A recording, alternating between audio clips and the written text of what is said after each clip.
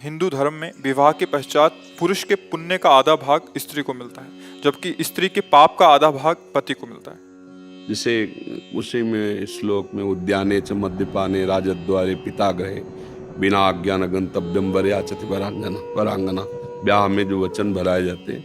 बात यहाँ है कि जब पाणी ग्रहण करते हैं तो दोनों मित्र होते हैं, भाव वहाँ होता है। अब शरीर दो होंगे और उनके कर्म एक होंगे। हम दोनों सलाह से जो भी कार्य करेंगे धर्म में करेंगे और दोनों धर्म के प्रताप से भगवान को प्राप्त करेंगे।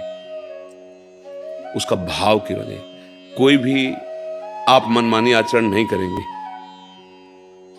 बिना हमारी अनुमति के आप किसी घूमने जंगल ऐसे पिता के भी गृह में या राज दरबार में या जहां कोई मदिरा पिए बैठा हो मध्यशाला आदि के पास, बिना हमारे सानिध्य के आप नहीं जाएंगे।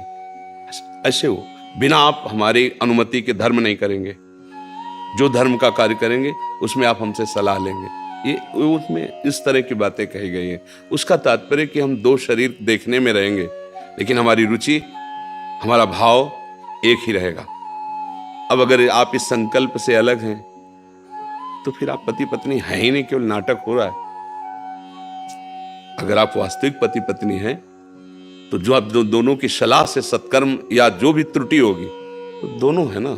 देखने जैसे दो हाथ हैं, ये कुछ करे ये कुछ करे तो आपको फल अलग अलग थोड़ी मिलेगा कि भाई उसने तो बाएं ने किया है तो दाएं ने किया।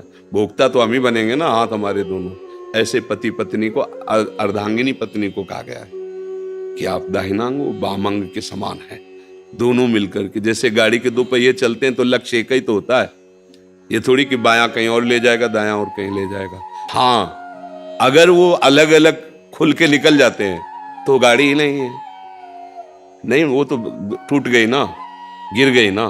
तो दाम्पत्य जीवन क्या कि पत्नी अपनी मनमानी करे, पति अपनी मनमानी करे, दोनों शास्त्र सम्मत चलें तो वास्तविक कहते हैं ये जगत भी सुखमय उसके लिए हो जाएगा।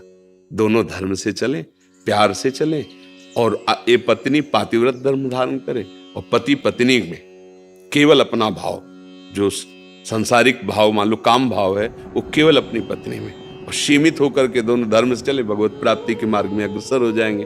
पर जब गर्लफ्रेंड और बॉयफ्रेंड पहले से ही बन रहे हैं तो इनमें पातिव्रत धर्म आएगा, इनमें एक पति निष्ठा आएगी, उनमें एक पतिव्रत का भाव आएगा, या पति एक पत्नी से अपने जीवन का प्यार दे देगा क्या?